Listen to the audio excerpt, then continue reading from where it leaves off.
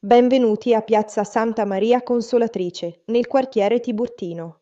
La piazza prende il nome dalla chiesa omonima, costruita nel XX secolo, ed è circondata da edifici popolari che raccontano la vita quotidiana del rione.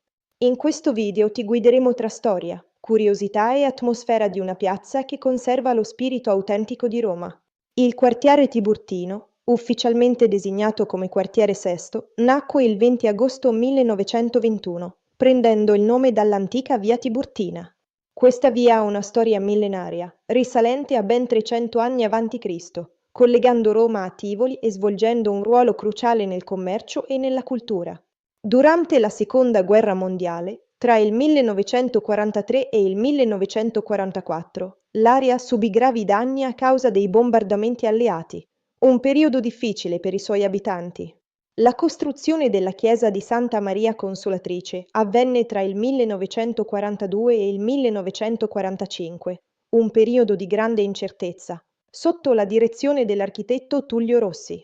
Questa chiesa, con il suo design minimalista, divenne un simbolo di speranza e rinascita per la comunità locale dopo il conflitto. L'abside della chiesa è impreziosita da un grande mosaico realizzato da Selva nel 1964, un'opera d'arte che aggiunge profondità spirituale all'edificio. Negli anni 90, l'architetto Ettore Pellegrini riqualificò la piazza nell'ambito del programma 100 Piazze, trasformandola in un moderno spazio sociale. Oggi, Piazza Santa Maria Consolatrice è un vivace punto di incontro, specialmente per la numerosa popolazione studentesca che risiede nel quartiere. Il quartiere è anche ben collegato, rendendolo facilmente accessibile e parte integrante della vita romana. L'area INA Casa, con la sua architettura neorealista degli anni 50, testimonia gli sforzi di ricostruzione post-bellica e l'ingegno italiano.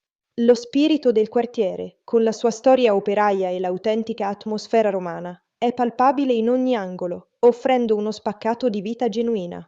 Molti sacerdoti che hanno servito a Santa Maria Consolatrice sono diventati figure di spicco nella Chiesa, lasciando un'eredità duratura. Piazza Santa Maria Consolatrice non è solo un luogo fisico, ma un cuore pulsante di storia, cultura e comunità nel cuore di Roma. Speriamo che questo viaggio virtuale ti abbia offerto una nuova prospettiva su questo angolo autentico della città eterna. Iscriviti al canale, metti un like al video, scrivi un commento qui sotto e condividi il video con le persone a cui può interessare.